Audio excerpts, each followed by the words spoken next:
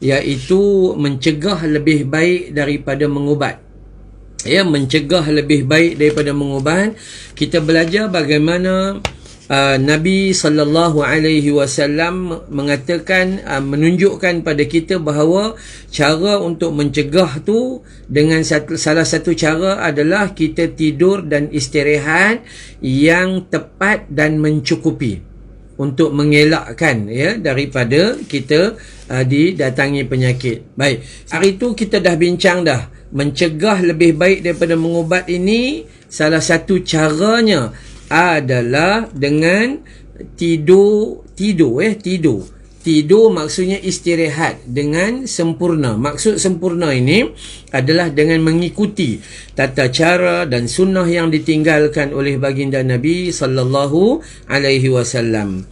Kita belajar sedikit pada pertemuan yang lepas, iaitu kita disuruh tidur dengan tidur yang dipanggil khuluq.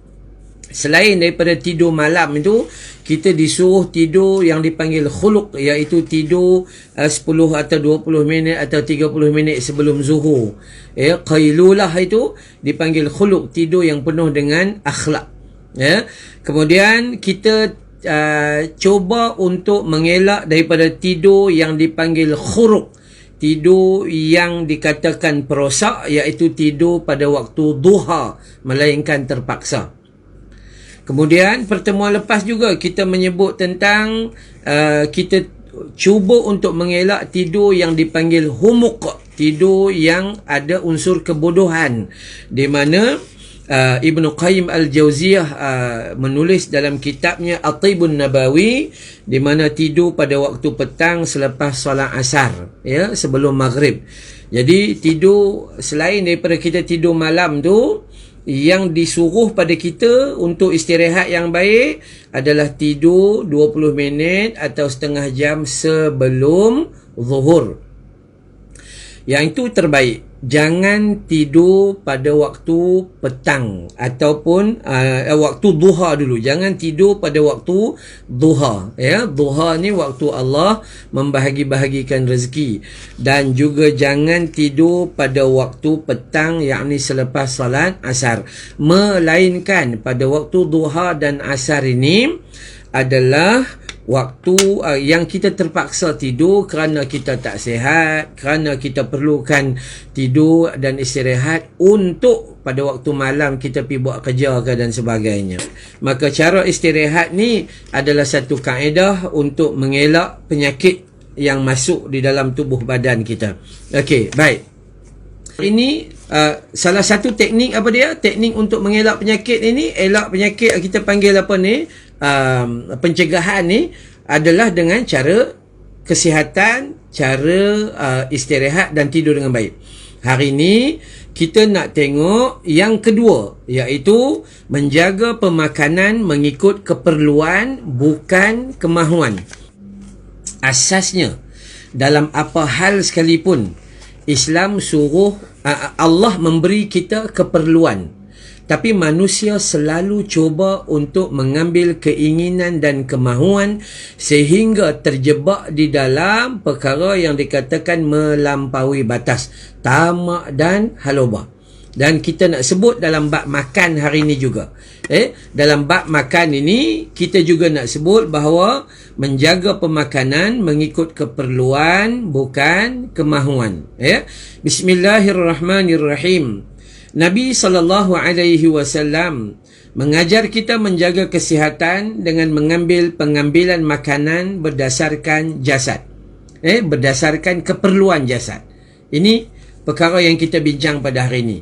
Asasnya ada hadis riwayat Imam Al-Bukhari. Ingat, makan apa yang perlu, bukan makan apa yang kita mahu.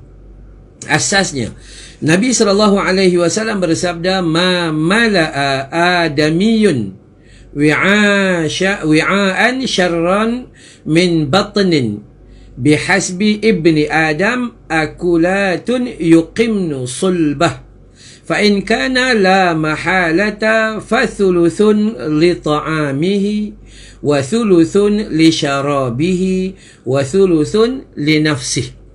Okay? Kata Nabi SAW, tidaklah manusia itu memenuhi suatu wadah yang lebih buruk daripada perutnya.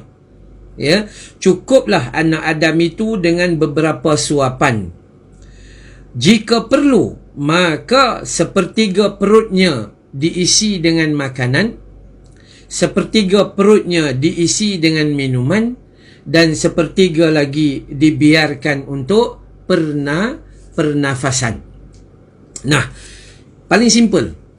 Nabi ajar kita selain daripada nak elak penyakit atau nak sihat badan ini perlu rehat dan tidur dengan baik, tidur dengan sempurna. Ya, yang hari ni kita nak bincang salah satu daripada teknik prevention better than cure ni, pencegahan tu lebih baik daripada mengubat, itu apa? Dengan cara mengambil pemakanan. Kerana segala kajian mendapati bahawa penyakit berpunca daripada perut. Ya, penyakit yang kita alami inilah ya berpunca daripada perut. Maka sebab itu Nabi SAW ajar kita yang pertama sekali, ya, yang pertama sekali adalah manusia itu dia kena cek perut dia. Apa maksud perut dia tu? Apa yang diisi di dalam perutnya itu. Dia kena cek, kerana kadang-kadang apa yang kita makan itu melampau daripada apa yang kita perlu. Ataupun kadang-kadang apa yang kita makan itu kita mengambil sesuatu yang memudaratkan tubuh badan kita. Tapi kita tidak menjangkakan sedemikian, atau kita menganggap remeh-temeh. Atau kadang-kadang kita mengambil sumber yang tidak jelas, sama ada haram ataupun syubhah. Maka sebab itu Nabi SAW pesan, tidak ada suatu wadah yang lebih buruk ya di dalam asyarran min batni. Ya, dalam tubuh badan kita, wadah yang diisi ni yang buruk dia adalah perut kita. Maka sehinggalah Nabi SAW menyatakan bahawa cukuplah beberapa suapan sekedar untuk menegakkan tulang belakang. Ya, cukupkah?